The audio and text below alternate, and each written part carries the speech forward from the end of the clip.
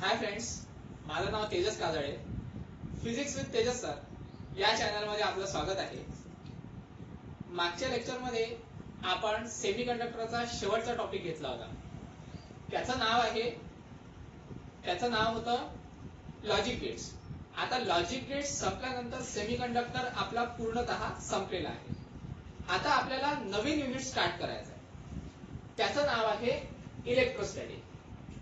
आता इलेक्ट्रोस्टॅटिक हा 11th मध्ये तुम्ही पूर्णतः पाहिलेला आहे. पण जिथे 11th चा इलेक्ट्रोस्टॅटिक संपला तिथून आपल्याला 12th चा इलेक्ट्रोस्टॅटिक चालू करायचा आहे. पण 11th मध्ये आपण कुठल्या कुठल्या गोष्टी पाहिल्या त्या पहिले आपण रिवाइज करून घेऊ. एकदम स्पीड मध्ये थोडीशी झलक पाहून घेऊ आपण की 11th मध्ये आपण काय पाहिलं. कारण जर समजा आपल्याला 11th चा थोड्या प्रमाणात माहित असेल तर आपण 12th चा इलेक्ट्रोस्टॅटिक एकदम इझिली सॉल्व्ह करू शकतो. तर त्याचे आपल्याला 4-5 पॉइंटच पाहायचे आहेत. एकदम आपण ते स्पीड मध्ये थोडीशी झलक त्याची पाहून घेऊ आणि नंतर मग 12th चा इलेक्ट्रोस्टॅटिक चालू करू. का बरं असं करतोय आपण? त्याचं कारण असं आहे की जिथे आपण 11th चा इलेक्ट्रोस्टॅटिक संपला तिथून आपल्याला 12th चा इलेक्ट्रोस्टॅटिक स्टार्ट करायचा आहे. ठीक आहे, तर स्टार्ट करू आपण आपलं. तर आज आपल्याला पहिले पाहून घेऊ आपण 11th मध्ये काय शिकलो. तर 11th मध्ये आपण शिकलो होतो कुलम लॉ. तर तिथूनच आपण स्टार्ट करू कारण कुलम लॉचा आपल्याला काम पडणार आहे 12th मध्ये. त्याच्यामुळे कुलम लॉ आपण स्टार्ट करू. तर कुलम लॉ पासून सुरुवात करू आपण. Coulomb law. कुलम लॉ तुम्हाला माहित आहे काय आहे तर. ठीक आहे, कुलम लॉ तुम्हाला माहित आहे. आपण 11th मध्ये घेतला पण होता. 11th मध्ये आपण ट्युशन मध्ये तो घेतला नाही, आपण तो कॉलेज मध्ये घेतला होता. आणि कॉलेज मध्ये मी पूर्ण तुम्हाला नोट्स लिहून दिलेल्या आहेत. जर समजा तुमच्याकडे नोट्स असेल तर ती नोट्स पाहिली तरी चालेल, किंवा जर नसेल नोट्स लिहिलं नसेल तर तुम्ही बुक मधून वाचलं तरी चालेल. आता जे 4 पॉइंट्स मी घेणार आहे इथे, म्हणजे 4 पॉइंट्सचा फक्त एक काय म्हणतात त्याला रिवाइज करतोय. ते 4 पॉइंट्स ते जरी नोट डाऊन केले तरी काही हरकत नाही. पूर्णपणे युनिट वाचला नाही तरी चालेल. फक्त जे महत्वाचे जे पॉइंट्स देतो आहे ते फक्त वाचून घ्यायचे, म्हणजे तुम्हाला 12th चा इलेक्ट्रोस्टॅटिक समजण्यामध्ये थोडीशी काही हेल्प होईल. ओके, तर स्टार्ट करू. तर पहिले घेतो आपण कुलम लॉ. आता कुलम लॉ मध्ये आपण काय पाहिलं? कुलम लॉ मध्ये त्यांनी म्हटलं होतं की दोन चार्जेस घेतले होते. एकाला म्हणतो मी Q1 चार्ज, ओके, आणि दुसरा अजून एक चार्ज घेतो त्याला म्हणतो मी Q2 चार्ज. तर यामध्ये होते काय पहा, Q1 आणि Q2 हे काहीतरी डिस्टन्स वर ठेवलेले आहे आणि ते डिस्टन्स घेतो मी स्मॉल आर. तर मग कुलम लॉ आपल्याला काय सांगतो, त्यामध्ये त्यांनी दोन कंडिशन आपल्याला सांगितल्या होत्या. पहिली कंडिशन होती की जो फोर्स आहे हा फोर्स डायरेक्टली प्रोपोर्शनल असतो. कोणाला डायरेक्टली प्रोपोर्शनल असतो? या दोन चार्जेसच्या प्रोडक्टला. म्हणजे force is directly proportional to the product of two charges. मग प्रोडक्ट ऑफ टू चार्जेस म्हणजे Q1 इंटू Q2. ठीक आहे, ही पहिली कंडिशन होती. दुसरी कंडिशन त्यांनी सांगितली होती की F is inversely proportional to the. Inversely proportional कोणाला? तर या दोन चार्जेसच्या डिस्टन्सच्या स्क्वेअरला. म्हणजे या दोन चार्जेस मधलं जे डिस्टन्स आहे त्या डिस्टन्सच्या स्क्वेअरला काय राहील? तो इनव्हर्सली प्रोपोर्शनल राहील. म्हणजे F is inversely proportional to the R square. आलं लक्षात? तर मग F is directly proportional to Q1 Q2 पहिली condition. F is inversely proportional to the R square. एकदम स्पीड मध्ये सांगतो आहे, ठीक आहे, हे वाचून घ्यायचं, तुमच्या लक्षात येऊन जाईल ते. मग आता जर या दोघांना मर्ज केलं तर काय मिळेल आपल्याला? F is proportional to the Q1 Q2 upon R square. पहा आता इथे मी म्हणत असताना डायरेक्टली प्रोपोर्शनल म्हटलं, इथे मी म्हणत असताना इनव्हर्सली प्रोपोर्शनल म्हटलं, पण इथे मी काय म्हटलं? फक्त प्रोपोर्शनल. म्हणजे F is proportional to the Q1 Q2 upon R square. का बरं असं केलं? कारण या दोन गोष्टी मी काय केलेल्या आहेत? मर्ज केलेल्या आहेत. ठीक आहे, त्याच्यानंतर आता हे झालं F is proportional to the Q1 Q2 upon R square. आता तुम्हाला माहित आहे की डायरेक्टली प्रोपोर्शनल जर समजा आपण इक्वल टू च्या साइनने रिप्लेस केलं तर तिथे काय येतो? एक कॉन्स्टंट. तर मग तो constant is F is equal to, आता डायरेक्टली प्रोपोर्शनल इक्वल टू च्या साइनने मी काय केलं? रिप्लेस केलं, तर एक कॉन्स्टंट मिळेल आपल्याला. तो कॉन्स्टंट राहील आपला K. Okay, F is equal to K into Q1 Q2 upon R square. आता याला आपण माहित आहे का कॉन्स्टंट ऑफ प्रपोर्शनॅलिटी असं सुद्धा म्हणू शकतो. त्याच्यानंतर पण आता काय मिळेल आपल्याला एफ इज इक्वल टू के आहे. तर के ची व्हॅल्यू काय मिळेल आपल्याला, तर के ची व्हॅल्यू मिळणार आपल्याला 1 अपॉन 4 पाय एप्सिलॉन.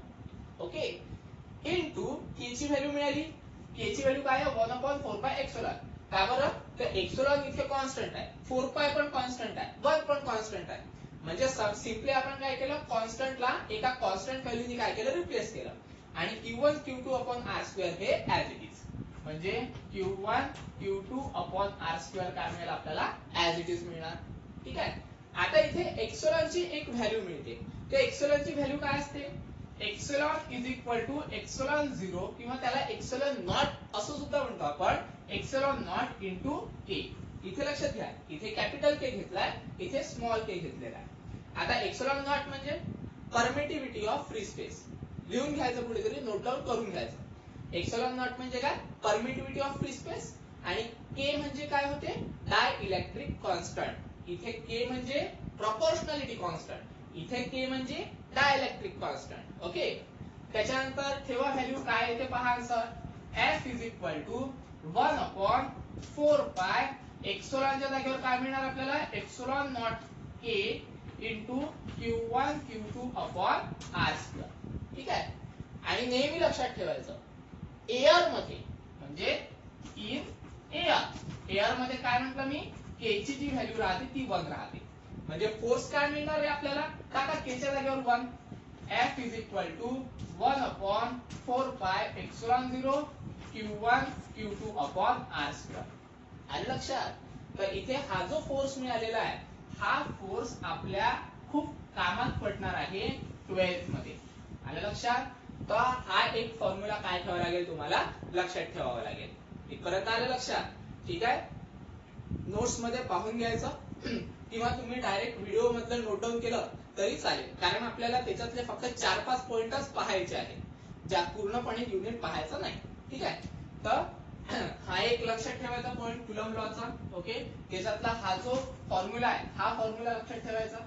त्याच्यानंतर नेक्स्ट टॉपिक आपल्याला पाहायचा आहे. टॉपिक म्हणजे इन शॉर्ट डेफिनेशन पाहायची आहे, कारण ती पण इम्पॉर्टंट आहे.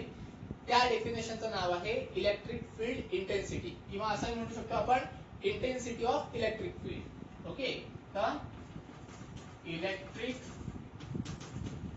Field intensity. आता इलेक्ट्रिक फील्ड इंटेन्सिटीची डेफिनेशन पहा कशी आहे. इलेक्ट्रिक फील्ड इंटेन्सिटीला आपण ई ने डिनोट करणार. ओके, आणि त्याचं डेफिनेशन मिळेल आपल्याला फोर्स अपॉन क्यू. ठीक आहे. तर याला आपण क्यू म्हणजे क्यू ने म्हणणार, आपण याला म्हणू Q0. Q0 म्हणजे एक टेस्ट चार्ज. मग आता ही डेफिनेशन कशी तयार झाली, तर डेफिनेशन कशी तयार झाली, कन्सिडर करा तुमच्याकडे एक प्लस चार्ज आहे, एक कुठला तरी चार्ज आहे. आता चार्ज म्हणजे काय आहे, त्याच्या अवतीभोवती काहीतरी इलेक्ट्रिक फील्ड जनरेट होईल. जसं तुम्ही मॅग्नेट घेता, तर मॅग्नेटच्या आजूबाजूला काहीतरी मॅग्नेटिक फील्ड असते. तसंच एक इलेक्ट्रिक चार्ज आहे, तर त्याच्या आजूबाजूला काहीतरी इलेक्ट्रिक फील्ड असेल. ठीक आहे. तर मग आता इंटेन्सिटी कशी, तर इंटेन्सिटी कशी, तर पहा आता या इलेक्ट्रिक फील्डच्या आतमध्ये जर समजा एखादा मी टेस्ट चार्ज ठेवला, तर काय होईल माहित आहे का, हा जो चार्ज आहे या चार्जला एक तर अट्रॅक्ट करेल किंवा त्याला काय करेल, रिपेल करेल. जेव्हा तुम्ही या फील्डच्या आतमध्ये चार्ज ठेवाल तेव्हा, म्हणजे एक तर तो अट्रॅक्ट करेल नाही तर रिपेल करेल. मग एक तर अट्रॅक्ट करत असताना किंवा रिपेल करत असताना तो काही ना काहीतरी फोर्स लावून राहिला, बरोबर आहे. तर तो जो फोर्स अप्लाय करत आहे, कोणावर अप्लाय करत आहे, या टेस्ट चार्जवर. मग त्याच्यावरूनच आपल्याला डेफिनेशन पाहायला मिळाली. कशी डेफिनेशन पहा, फोर्स कोणावर अप्लाय करत आहे, टेस्ट चार्जवर अप्लाय करत आहे. एक तर अट्रॅक्ट करेल किंवा रिपेल करेल. मग इंटेन्सिटी कशी मिळणार आपल्याला, इंटेन्सिटी म्हणजे काय, तीव्रता. म्हणजे जेवढ्या जास्त तीव्र गतीने तो अट्रॅक्ट करेल किंवा जेवढ्या जास्त तीव्र गतीने तो काय करेल, रिपेल करेल, ही जी तीव्रता राहील त्यालाच काय म्हणू आपण, इंटेन्सिटी म्हणू. कशाची, इलेक्ट्रिक फील्डची. येऊन राहिलं लक्षात. म्हणजे अट्रॅक्शन मध्ये किती तीव्रता आहे किंवा रिपल्शन मध्ये किती तीव्रता आहे, त्यालाच आपण काय म्हणतो, इंटेन्सिटी म्हणतो. ठीक आहे. तर इथे तुम्हाला की नाही हा हा फक्त फॉर्म्युला लक्षात ठेवावा लागेल, E is equal to F upon Q0. मग आता याला सॉल्व करा, काय इंटेन्सिटी मिळते पहा. आता सॉल्व कसं करायचं पहा. सॉल्व करत असताना एकदम इझी आहे. E as it is equal to F. F ची व्हॅल्यू आहे आपल्याकडे काय आहे रे, 1 अपॉन 4 पाय एप्सिलॉन 0 बरोबर. त्याच्यानंतर काय आपल्याकडे Q1 Q2 upon R square. पण आता इथे पहा, इथे माहित आहे काय, एक मिळणार आपल्याला Q आणि दुसरा कोण मिळणार आपल्याला चार्ज Q0 आणि याच्या मधलं डिस्टन्स आपल्याला RF ठेवायचा आहे. म्हणजे सिम्पली आपल्याला काय मिळेल, Q0 अपॉन R स्क्वेअर. इथपर्यंत आलं लक्षात. हा काय आहे आपल्याकडे फक्त F चा फॉर्म्युला. अपॉन मध्ये काय आहे Q0, म्हणजे त्याच्या अपॉन मध्ये काय ठेवावं लागेल आपल्याला, Q0 ठेवावं लागेल. इथे काय होईल तर डिनॉमिनेटर हा आहे आणि डिनॉमिनेटर हा आहे. तर तुम्हाला माहित आहे डिनॉमिनेटर भाई भाई, म्हणजे सरळ सरळ मल्टिप्लिकेशन करा डिनॉमिनेटर आणि डिनॉमिनेटरचं. काय तर पहा answer, E is equal to 1 upon 4 pi epsilon 0 Q0 upon R square as it is. Q हा वरती चालला जाईल म्हणजेच इनटू Q0. म्हणजे काय मिळते पहा तुम्हाला, Q0 गेट कॅन्सल. म्हणजे काय मिळेल, E is equal to 1 upon 4 pi epsilon 0 Q upon R square. तर ही जी मिळालेली आहे यालाच काय म्हणू आपण, इलेक्ट्रिक फील्ड इंटेन्सिटी. ठीक आहे. तर तिसरा हा फॉर्म्युला लक्षात ठेवायचा तुम्हाला, 1 upon 4 pi epsilon 0 Q upon R square. इथपर्यंत आलं लक्षात. ठीक आहे. तर हा जो फोर्सचा जो फॉर्म्युला लिहिलेला आहे आपण 1 upon 4 pi epsilon 0 Q0 upon R square, हा याच्यावरूनच आणलेला आहे. पण इथे आपण चार्जेस घेतले होते Q1 आणि Q2, पण इथे चार्जेस घेतलेले आपण Q आणि Q0, म्हणून मग इथे आपण Q आणि Q0 घेतला. आलं लक्षात. ठीक आहे. तर हा एक फॉर्म्युला तुम्हाला लक्षात ठेवायचा आहे. त्याच्यानंतर एक अजून टॉपिक पाहून घेऊ जो आपल्याला इम्पॉर्टंट आहे 12th मध्ये. ठीक आहे. एक हा फॉर्म्युला लक्षात ठेवायचा आहे, हा टॉपिक लक्षात ठेवायचा तुम्हाला. अजून एक टॉपिक आहे आपल्याला जो घ्यायचा आहे. ओके. आता एक घेतला आपण कुलॉम लॉ, दुसरा घेतला आपण इलेक्ट्रिक फील्ड इंटेन्सिटी. ओके. आणि तिसरा घ्यायचा आपल्याला इलेक्ट्रिक फ्लक्स. ठीक आहे. तिसरा कोणता घ्यायचा आहे, इलेक्ट्रिक फ्लक्स. एकदम शॉर्ट मध्ये पाहून घेऊ. इलेक्ट्रिक फ्लक्स म्हणजे इलेक्ट्रिकचा फ्लो. इलेक्ट्रिक फ्लक्स म्हणजे काय आहे, इलेक्ट्रिकचा फ्लो. त्याची डेफिनेशन कशी आहे, E म्हणजे इलेक्ट्रिक फील्ड किंवा इलेक्ट्रिक फ्लक्स जे काय असेल ते, किंवा आपण त्याला इलेक्ट्रिक फील्ड इंटेन्सिटी असं सुद्धा म्हणू. तर E is equal to number of force of line. ठीक आहे. Number of force of line म्हणजे जे काही इलेक्ट्रिक फील्ड असेल त्या इलेक्ट्रिक फील्डच्या लाईन्स पाहायच्या, म्हणजे त्याचा फ्लो पाहायचा आहे. इलेक्ट्रिकचा कशा पद्धतीने फ्लो होऊन राहिला तो फक्त आपल्याला पाहायचा आहे. ओके.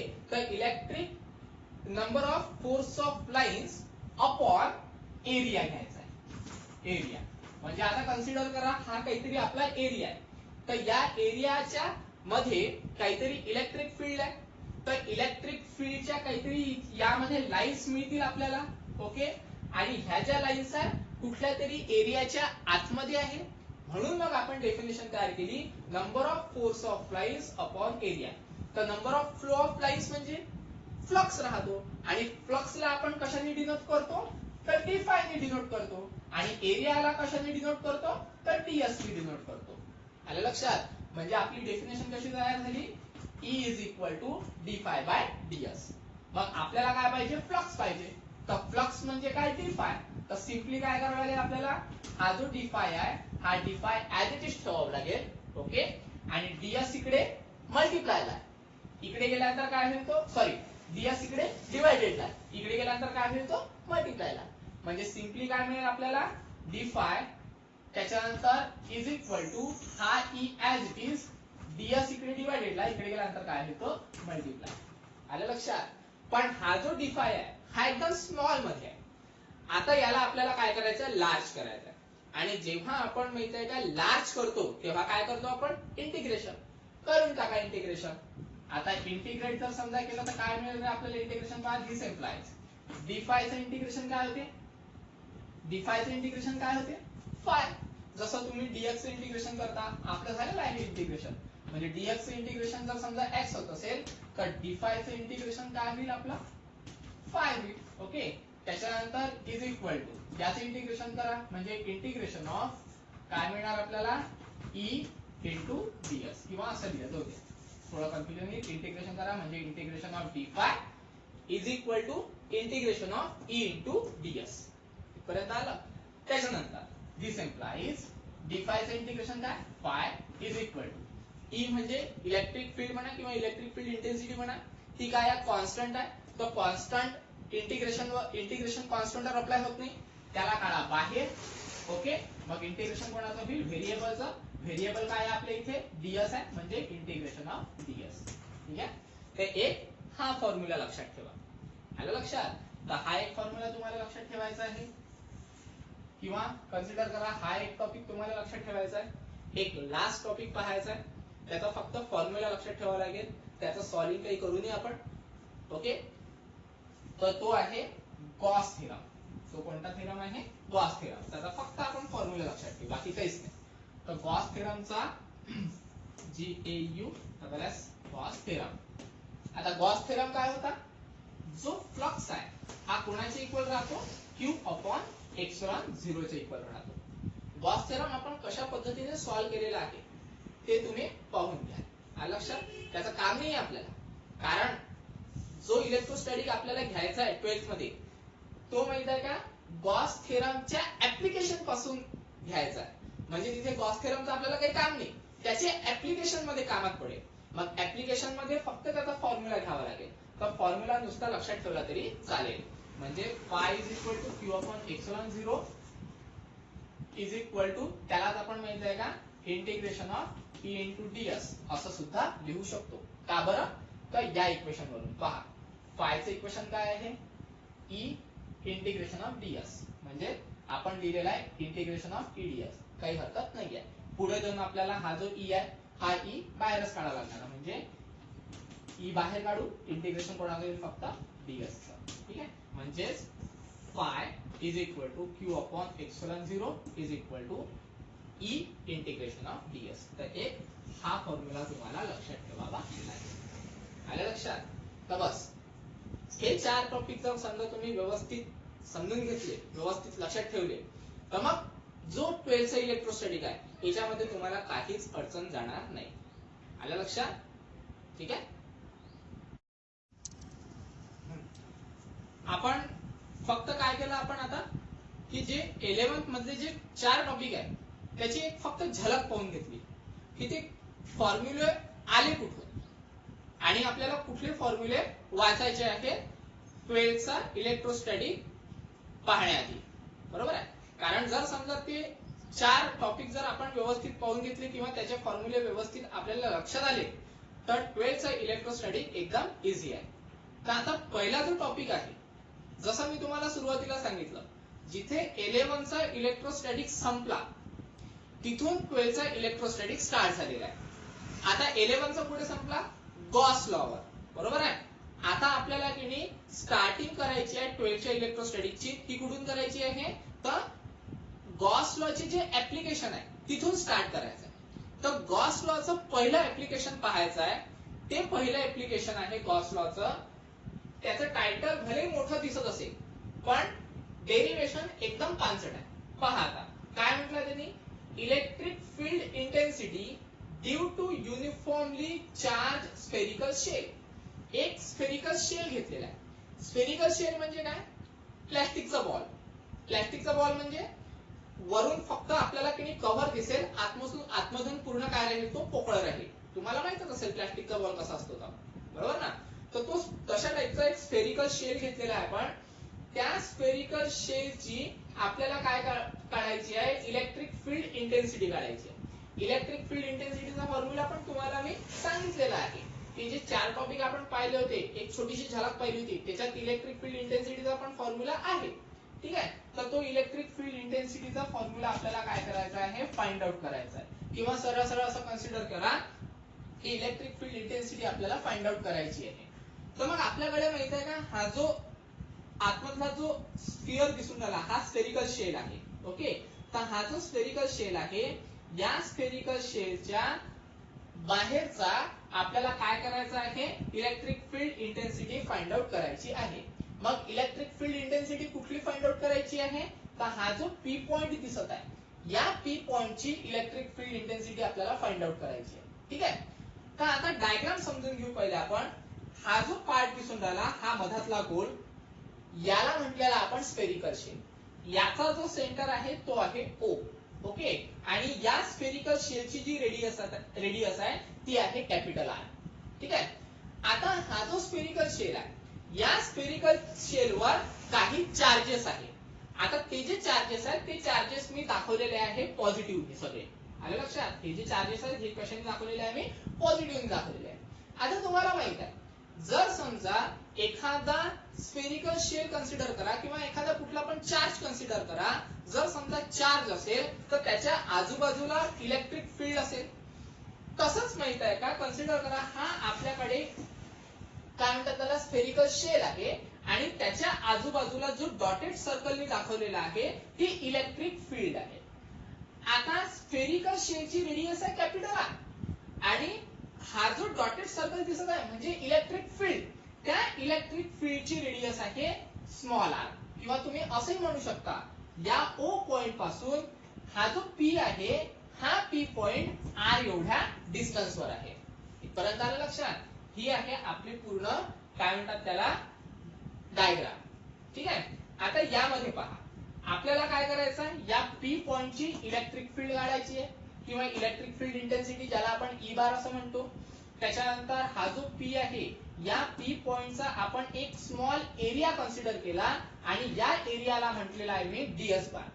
जर समजा डायग्राम मध्ये दिसत नसेल तर स्क्रीनशॉट काढून झूम करून पाहण्याचा प्रयत्न करा किंवा आपलं टेक्स्ट बुक आहे पीडीएफच्या फॉर्म मध्ये, त्यामध्ये पण अशाच पद्धतीची डायग्राम दिलेली आहे, तर ती डायग्राम पाहिली तरी चालेल. ठीक आहे, तर त्याचा मी एक स्मॉल एरिया कन्सिडर करतो.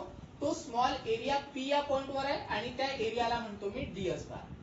आता पहा ही जी इलेक्ट्रिक फील्ड दिसून राहिली किंवा इलेक्ट्रिक स्पेस दिसत आहे त्या स्पेसला किंवा त्या सरफेसला म्हणतोय मी गॉशियन सरफेस. आलं लक्षात. गॉशियन सरफेस का बरं, कारण हे माहित आहे का याच्यावर आपल्याला गॉस लॉ अप्लाय करायचा आहे. ठीक आहे, किंवा गॉशियन सरफेस काय असते हे तुम्हाला गॉस लॉ मध्ये समजून जाईल काय असते, तर हे एकदा वाचून घ्याल तुम्ही. ठीक आहे, त्याच्यानंतर आता पहा सुरुवात कुठून करायची आहे. सुरुवात आपल्याला डेरिवेशनची जी सुरुवात आहे ती आपल्याला गॉस लॉ वरूनच करायची आहे. ठीक आहे, तर काय होता गॉस लॉ, तर आपण लिहिताना असं लिहू according to the Gauss law. Gauss लॉच्या अनुसार काय होते पहा, according to the Gauss law. Gauss लॉच्या अनुसार काय म्हटलं होतं, गॉस लॉचं काय इक्वेशन होतं आपल्याकडे आताच पाहिलं आपण 2 मिनिटं आधी. त्याला म्हटलं होतं आपण phi is equal to Q upon epsilon 0. बरोबर आहे ना. तर हे आहे गॉस लॉचं स्टेटमेंट. तर गॉस लॉ वरून आपण हे स्टेटमेंट घेतलं, याला म्हणा इक्वेशन नंबर 1. ठीक आहे, काय करतोय आपण पहा, हा जो स्मॉल बॉल आहे म्हणजे शेल म्हणू त्याला आपण, त्या शेलवर सगळे काय आहे चार्जेस आहेत. ओके, तर त्या सेंटर पासून तर आर एवढ्या डिस्टन्सवर एक पॉइंट आहे. तर या पॉइंटची आपल्याला इलेक्ट्रिक फील्ड काय करायची काढायची आहे.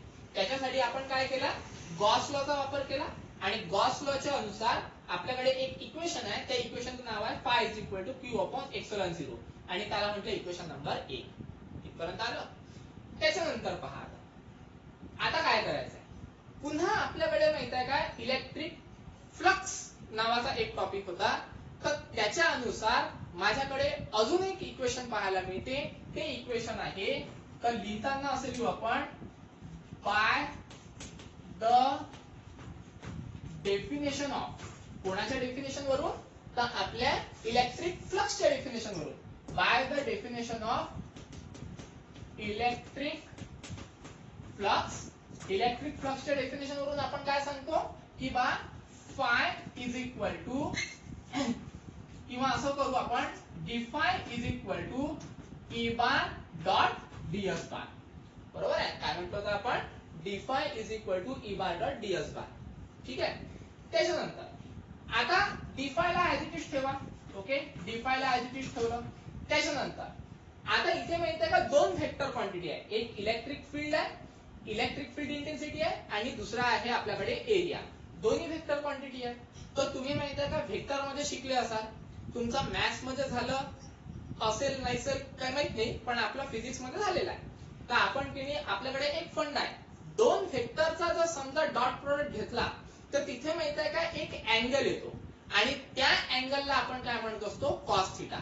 तर तो फंडा लागेल तर मी लिहून देतो. तुम्ही पाहिला असेल एक फंडा ए बार डॉट बी बार जर समजा असेल तर त्याला आपण म्हणत होतो ए बी कॉस थिटा. बरोबर आहे ना. तर इथे माहित आहे का ए च्या जागेवर आहे ई बार, बी च्या जागेवर आहे डीएस बार. म्हणजे आपल्याला काय मिळणार इथे, ई डीएस कॉस थिटा. ठीक आहे. त्याच्यानंतर पहा, म्हणजे धिस एम्प्लाइज डी फाय पुन्हा ऍज इट इज ठेवू. त्याच्यानंतर ईडीएस हे पण ऍज इट इज ठेवू. आता कॉस थिटा. आता कॉस थिटा काय आहे, तर ई बार आणि डीएस बार या दोघांमधला अँगल. आता डायग्राम वर येऊ आपण. आता पहा, हा ई बार आहे. ओके, तोही पॉझिटिव्ह एक्स डायरेक्शन ने जात असं कन्सिडर करा, आणि हा जो आहे हा डीएस बार आहे, तोही माहित आहे का पॉझिटिव्ह एक्स डायरेक्शन ने जात आहे. म्हणजे माहित आहे का, कन्सिडर करा हा माझा ई बार. ओके, आणि त्याच डायरेक्शनने चाललेला आहे डीएस बार. म्हणजे दोघांमधला अँगल किती आहे, 0 आहे. म्हणजेच इन शॉर्ट जर समजा ई बार आणि डीएस बार मधला जो अँगल आहे तो जर समजा 0 असेल तर मग मला काय मिळणार आहे, कॉस थिटा. थिटा म्हणजे काय, अँगल. तर मला काय मिळणार, कॉस 0. युरायला लक्षात कन्सिडर करा हा 90 चा आहे, इथे कुठेतरी 30 चा असेल. पण माहित आहे का ई बारीक त्याच डायरेक्शनने चालला आणि डीएस बारीक त्याच डायरेक्शनने चालला, तर म्हणजे अँगल कितीचा मिळून राहिला मला, 0 चा मिळत आहे. म्हणून मग cos 0 काय मिळेल मला, 1. म्हणजे माझे इक्वेशन काय तयार झालं, तर D phi is equal to simply E D S. इथपर्यंत आलं लक्षात. तर याला काहीतरी इक्वेशन नंबर घेऊन द्या 2, नाही तर एक काम करा राहू द्या तसंच. आता हा डी फाय म्हणजे फ्लक्स मिळाला आपल्याला. आता इथे जो फ्लक्स मिळालेला आहे हा फक्त माहित आहे का या एरियाचा आहे, एकदम स्मॉल एरियाचा. पण मला काय पाहिजे, फ्लक्स जो पाहिजे हा लार्ज एरियाचा पाहिजे. मग लार्ज एरियाचा लागत असेल किंवा टोटल फ्लक्स लागत असेल तर मला काय करावं लागेल, इंटिग्रेट. म्हणून मग आपण लिहून घेऊ, आता मला जर टोटल फ्लक्स लागत असेल तर काय करावं लागेल, मला इंटिग्रेट. म्हणून मग लिहिताना असं लिहू, एकदम शॉर्ट मध्ये लिहून देतो. Now to find total flux we applying integration. म्हणजे जर समजा आपल्याला टोटल फ्लक्स लागत असेल तर आपल्याला काय करावं लागेल, हे जे वरचं इक्वेशन आहे त्याला इंटिग्रेट अप्लाय करावं लागेल. करा इंटिग्रेट अप्लाय, काय होते पहा. म्हणजे इंटिग्रेशन ऑफ डी फाय, ठीक आहे. त्याच्यानंतर is equal to integration of E into DS. इथपर्यंत आलं. बस याला सॉल्व करा, काय होते पहा. डी फायचं इंटिग्रेशन काय, सरळ फाय. ओके, डी फायचं इंटिग्रेशन काय मिळते आपल्याला, फाय मिळते. मग अशीच सांगितलं होतं मी, जसं तुम्ही डीएक्स चे इंटिग्रेशन करता, डीएक्स चे इंटिग्रेशन काय मिळते तुम्हाला, एक्स मिळते. तसं मग डी फायचं इंटिग्रेशन काय मिळेल आपल्याला, फाय. जर समजा या इंटिग्रेशन मध्ये जर काही तुम्हाला कन्फ्युजन वाटत असेल तर आपण माहित आहे का व्हेक्टर पाहत असताना एकदम शेवटी 2 टॉपिक पाहिले होते, डिफरन्शिएशन आणि इंटिग्रेशन. तर त्या इंटिग्रेशनच्या फॉर्म्युला मध्ये तुम्हाला हा फॉर्म्युला मिळून जाईल. ओके, पाहून घ्यायचं. तर डी फायचं इंटिग्रेशन काय मिळते आपल्याला, सरळ फाय मिळते. आणि इथे माहित आहे का कॉन्स्टंट वर इंटिग्रेशन अप्लाय होत नाही. इथे कॉन्स्टंट काय आहे, इलेक्ट्रिक फील्ड आहे, किंवा आपण त्याला म्हणू इलेक्ट्रिक फील्ड इंटेन्सिटी. हे काय कॉन्स्टंट आहे. तर इंटिग्रेशनला सॉरी कॉन्स्टंट इंटिग्रेशनच्या बाहेर घ्या, म्हणजे काय मिळेल, ई इंटिग्रेशनच्या बाहेर आला. इंटिग्रेशन कोणाचं करावं लागेल, व्हेरिएबलचं. तर मग व्हेरिएबल काय आहे आपल्याकडे, डीएस. लक्षात काय म्हटलं मी, डी फायचं इंटिग्रेशन सरळ five. Electric field intensity constant आहे, कॉन्स्टंट वर इंटिग्रेशन अप्लाय होत नाही. तर मग इंटिग्रेशनला काय केलं आपण, सॉरी इलेक्ट्रिक फील्ड इंटेन्सिटीला काय केलं, इंटिग्रेशनच्या बाहेर काढलं. आणि इंटिग्रेशन कोणावर अप्लाय केलं, व्हेरिएबलवर, म्हणजे इंटिग्रेशन ऑफ डीएस. आता इथे माहित आहे का छोटासा ट्विस्ट आहे. आता जसं माहित आहे का इथे आपण केलं डी फायचं इंटिग्रेशन फाय, तसं इथे माहित आहे का डीएसचं इंटिग्रेशन एस होणार नाही. इथे काय होते पहा, आपला हे झाला आता, ठीक आहे. त्याच्यानंतर याचं पण काम झालं, हे पण मोडून घेतो.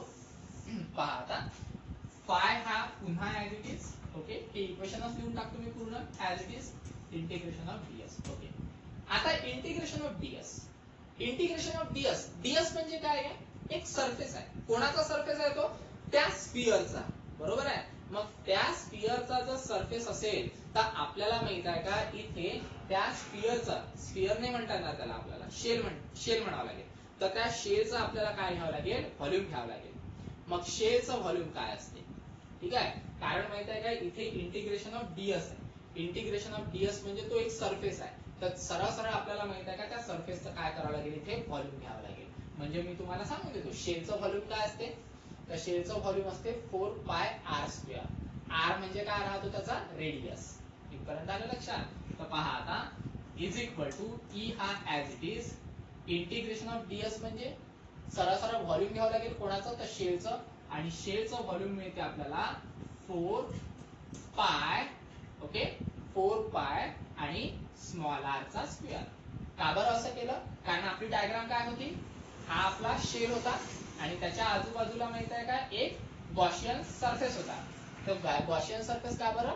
तर ती गॉशियन सरफेस म्हणजे काय? तर तो राहील इलेक्ट्रिक फील्ड, ओके. आणि इलेक्ट्रिक फील्डची जी रेडियस होती ती किती होती रे? स्मॉल आर होती, बरोबर आहे. मग स्मॉल आर होती रेडियस, म्हणून मग इथे मी काय घेतलं? स्मॉल आर घेतला. परत आलं लक्षात? लागेल तर इथे तुम्हाला मी लिहून देतो, इंटिग्रेशन ऑफ डीएस, इथे आपल्याला काय घ्यायचं आहे? 4 पाय स्मॉल आर चा स्क्वेअर. आलं लक्षात? सरळ सरळ व्हॉल्यूम घेतला आपण. कोणाचं? तर या शेलचं, ओके, ठीक आहे. त्याच्यानंतर हे मिळालं आपल्याला फाय, तर याला म्हणा इक्वेशन नंबर 2. याला काय म्हणायचं? Equation number 2. इथे काहीतरी 1 होतं, हे म्हणा 2. आता पहा, इक्वेशन 1 आणि इक्वेशन 2 ला इक्वेट करा. काय होते पहा बरं. मग लिहिताना असं लिहू, इक्वेटिंग, किंवा असं लिहू, फ्रॉम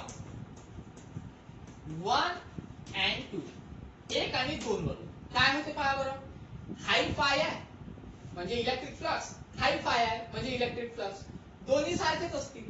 मग लेफ्ट हँड साइड सारखी आहे, तर सरळ सरळ राईट हँड साइड पण काय राहील? आपली सारखीच राहील.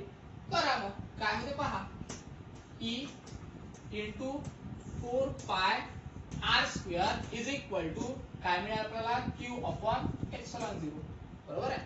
आपल्याला पाहिजे काय? Electric field intensity. मग एक काम करा, electric field intensity as it is ठेवा आणि 4 पाय आर स्क्वेअर इकडे मल्टिप्लाय ला, इकडे गेल्यानंतर काय मिळते? डिवाइडेड ला.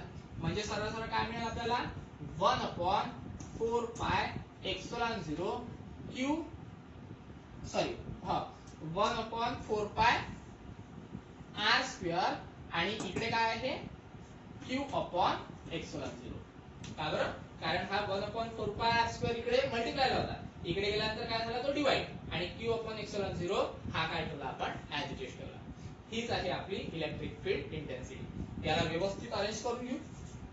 अरेंजमेंट म्हणजे काही नाही, ई ऍज इट इज ठेवू. तर एक काम करू, 1 अपॉन 4 पाय एप्सिलॉन 0 इकडे घेऊ, ओके, एप्सिलॉन 0 इकडे घेऊ आणि आर ला इकडे घेतो, ठीक आहे. म्हणजे क्यू अपॉन आर स्क्वेअर. आणि this is our electric field intensity. कोणाची इलेक्ट्रिक फील्ड इंटेन्सिटी? तर त्या शेलची. आलं लक्षात? तर याच्यानंतर थोडंफार सॉल्व्ह होते, ठीक आहे.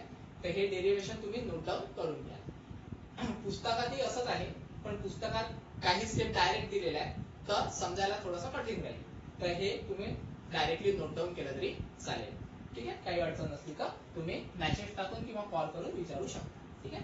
तर हे मिळालं आपल्याला फायनल आन्सर. आता इथे पहा, इथे आपल्याला घ्यायचं आहे सरफेस चार्ज डेन्सिटी. आता सरफेस चार्ज डेन्सिटी काय आहे? तर डेन्सिटीचा फॉर्म्युला तुम्हाला माहिती आहे काय असतो? तो डेन्सिटीचा फॉर्म्युला काय असतो? मास पर युनिट व्हॉल्यूम, बरोबर आहे ना.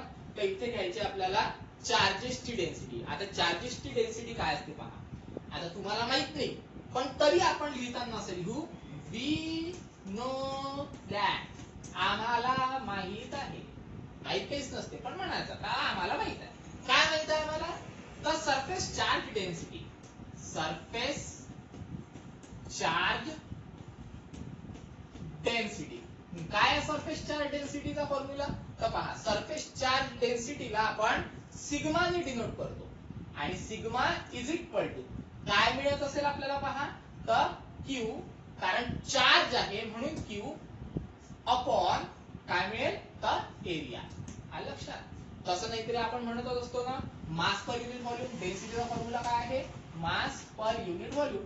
तर मास म्हणजे इथे कन्सिडर करा चार्ज आहे आणि व्हॉल्यूम म्हणजे काय आहे तर एरिया आहे. ठीक आहे. तर अशा पद्धतीने लक्षात ठेवायचं. आता पहा याच्यावरून जर चार्ज काढायचा असतं तर काय करावं लागेल आपल्याला दिस एम्प्लाइज ए इकडे डिवाइडेडला इकडे गेल्यानंतर काय होईल मल्टिप्लाय म्हणजे sigma A is equal to Q. आता घ्यावं लागेल आपल्याला एरिया. आता एरिया म्हणजे जर समजा आपण 2 डायमेन्शनली विचार केला तर एरिया म्हणतो, 3 डायमेन्शनली विचार केला तर त्याला सरळ सरळ आपण व्हॉल्यूम कन्सिडर करतो. तर आता आपला जो शेल आहे हा कधी पण 3 डायमेन्शनली असतो म्हणजे बॉल. ओके. बॉल कसा असतो 3 डायमेन्शनली. तर त्याला आपण किनी एरिया म्हणजेच व्हॉल्यूम कन्सिडर करू शकतो. आता आपल्याला काय घ्यावं लागेल शेल म्हणजे शेलचं व्हॉल्यूम घ्यावं लागेल. तर शेलचं व्हॉल्यूम तुम्ही इथे घेतलेलं आहे 4 पाय आर स्क्वेअर. तर मग इथे पण आपल्याला तेच घ्यावं लागेल 4 पाय आर स्क्वेअर. पण याच्यामध्ये पण थोडासा ट्विस्ट आहे. आता इथे जो आपण एरिया घेतला होता किंवा इथे जो आपण व्हॉल्यूम घेतला होता तो माहिती आहे का गॉशियन सरफेसचा घेतला होता म्हणजे इलेक्ट्रिक फील्डचा घेतला होता. इथे आपल्याला एरिया घ्यायचा आहे त्या शेलचा, प्रॉपर शेलचा. तर प्रॉपर शेलचा म्हणजे पुन्हा एकदा डायग्राम काढतो. हा काहीतरी शेल होता. ओके. आणि त्याच्या अवतीभोवती माहिती आहे का इलेक्ट्रिक फील्ड होती. तर इलेक्ट्रिक फील्डचे रेडियस स्मॉल आर म्हटलं होतं. पण जो प्रॉपर शेल होता ओके ज्याच्या अवतीभोवती इलेक्ट्रिक फील्ड होती म्हणजे हा जो शेल होता आतमधला भाग त्याची रेडियस किती म्हटली होती आपण कॅपिटल आर. म्हणजेच आता इथे फरक फक्त तेवढाच आहे. सिग्मा हा as it is. Okay. Area हाच घ्यायचा आहे आपल्याला 4 पाय आर स्क्वेअरच राहणार पण कोणता आर स्क्वेअर तर कॅपिटल आर स्क्वेअर. का बरं कारण इथे आपल्याला एरिया कोणाचा घ्यायचा आहे तर त्या स्मॉल शेलचा घ्यायचा आहे. इलेक्ट्रिक फील्डचा नाही घ्यायचा आहे तर त्या शेलचा घ्यायचा आहे. ओके. म्हणजे 4 pi capital R square is equal to काय आहे क्यू. झालं. आता सिंपली एक काम करा. काय करायचंय इथे क्यू आहे ना तर या क्यूच्या जागेवर माहिती आहे का ही व्हॅल्यू पुट अप करा. ओके. आपण असं म्हणू शकतो इक्वेशन नंबर 2 पर्यंत आलो होतो आपण. तर एक काम करा याला म्हणा 3 म्हणजे लिहित असताना असं लिहू आपण put the value of Q in equation 3. ठीक आहे. टाका व्हॅल्यू काय होते पहा E as it is equal to ही पूर्ण term as it is 1 upon 4 pi epsilon 0 upon R square म्हणजे 1 upon 4 pi epsilon 0 upon R square. फक्त सिंपली काय करायचं आहे क्यू च्या जागेवर ही व्हॅल्यू पुट अप करायची आहे. करा पुट अप काय होते पहा सिग्मा 4 पाय सॉरी इथे स्मॉल आर आहे इथे स्मॉल आर आहे. बरोबर आहे ना कारण 1 अपॉन 4 पाय एप्सिलॉन 0 आणि R square 1 upon 4 pi epsilon 0 आणि आर स्क्वेअर हे आधीच ठेवलं आणि क्यू च्या जागेवर काय ठेवायचं आपल्याला सिग्मा 4 पाय आर स्क्वेअर म्हणजे सिग्मा 4 पाय आणि कॅपिटल आर स्क्वेअर. जे कॅन्सल होते ते कॅन्सल करा. काय कॅन्सल होते 4 पाय गेट कॅन्सल.